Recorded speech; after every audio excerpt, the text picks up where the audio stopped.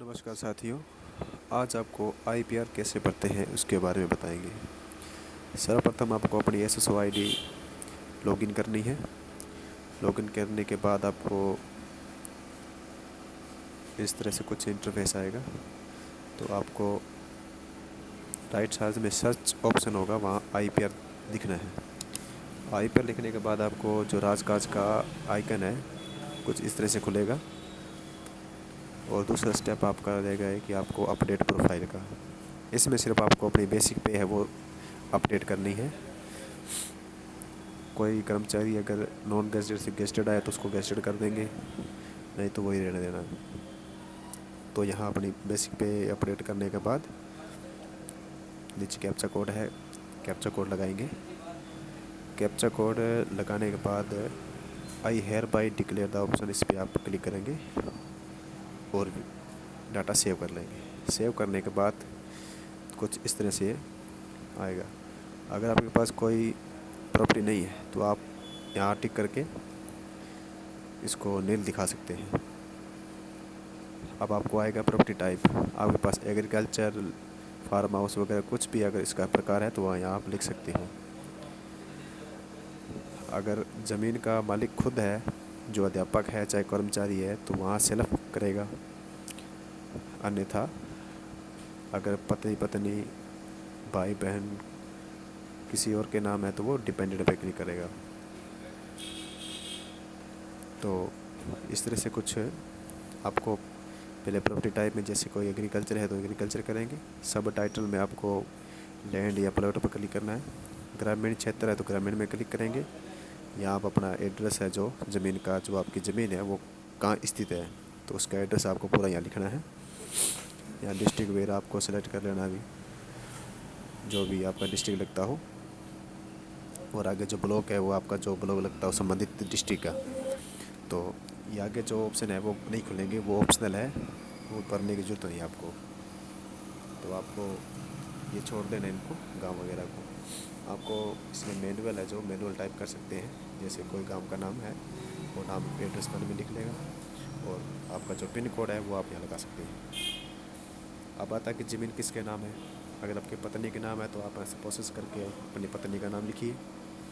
पत्नी का नाम की स्पेलिंग है जो आपको सही लिखनी है।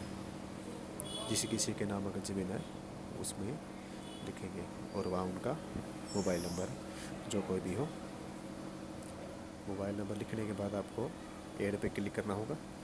ऐड पे क्लिक करने के बाद आपको जो आपको ज़मीन है वो कैसे मिली, आपने खरीदी है या फिर आपको किसी से गिफ्ट मिली है या आपकी पैतृक संपत्ति है, तो इस पर क्लिक कर सकते हैं। जैसे इन्होंने खरीदी है तो आपको परचेज पे दिखाना है।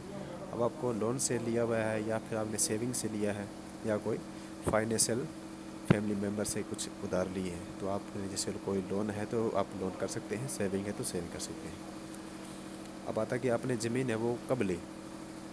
आपको ये पूरी तारीख अगर पता नहीं है तो आप इसमें मंथ और साल भर सकते हैं। अगर आपको मंथ भी याद नहीं है तो आपको सिर्फ साल लिख सकते हैं, जो कोई भी साल हो 2021-22। तो यहाँ मैं इनको जो महीना याद है तो वो महीना लिख देते हैं।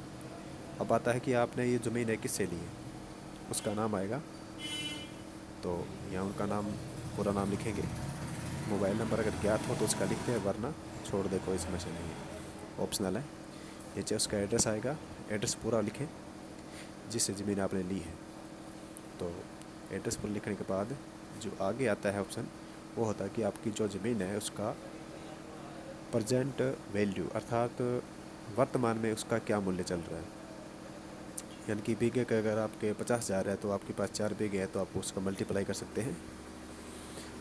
अब जैसे यहाँ मैं इनका प्रेजेंट वैल्यू लिख देता हूँ प्रॉपर्टी का जितना भी है।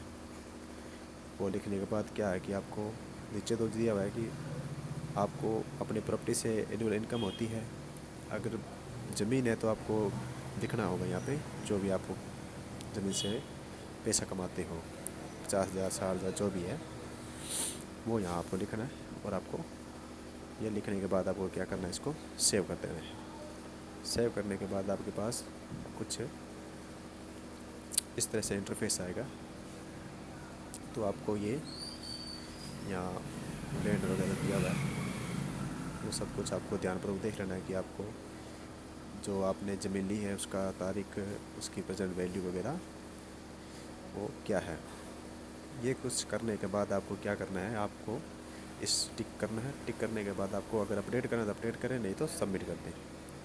सबमिट करने के बाद ये कुछ इस तरह से आपको दिखाएगा। आप इसमें जन्म तिथि, बेसिक पे, आपने कहाँ ली है ज़मीन, कब ली है, सब कुछ इसमें दोबारा दिखाएगा। आप इसको चेक कर सकते हैं कि आपने जो चीज़ भरी है वो सही है या गलत है।